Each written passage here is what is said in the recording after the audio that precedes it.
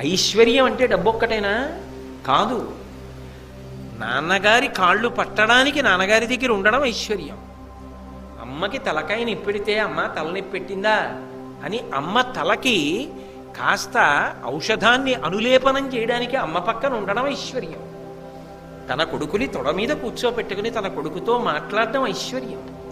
తన బిడ్డలతో కలిసి తాను అన్నం తినడం ఐశ్వర్యం. పకపకా నవ్వుకుంటూ అందరూ కలిసి సంతోషంగా మాట్లాడుకోవడం ఐశ్వర్యం.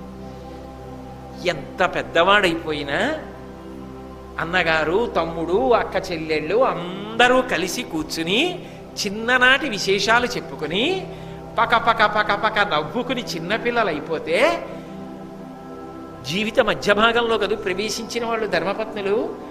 బాబోయ్, ఆ అన్నయ్య, తమ్ముడు, ఆ అక్క చెల్లెళ్ళు కలిశారంటే ఇంక ఏమిటో అలా తలుచుకుని పకపక పకపక నవ్వుకుంటూ పిల్లలైపోయి అసలు వీళ్ళు ఇంత గౌరవాలు పొందిన వాళ్ళ అని అనుకునేటట్టుగా అయిపోతారని, ఇంకా చాలండి నవ్వులు, మీరు పక్కిళ్ళ వాళ్ళు కూడా తెల్లబోతారు, ఏమిటి ఆయన ఇవాళ ఇలా నవ్వుతున్నాడని, రండి భోజనానికి అని పిలిచేటట్టుగా ఆనందపడిపోవడం ఐశ్వర్యం కాదు?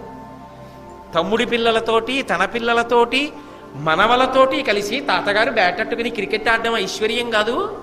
ఓ రబ్బర్ బంతితో వాళ్ళు ఆడుకుంటుంటే తాను వాళ్ళతో ఆడడం, తాను వాళ్ళకి బంతి వేయడం అదో పెద్ద ఐశ్వర్యం కాదు? డబ్బు ఒక్కటి సంపాదించి బ్యాంకులో వేయడం ఐశ్వర్యమా?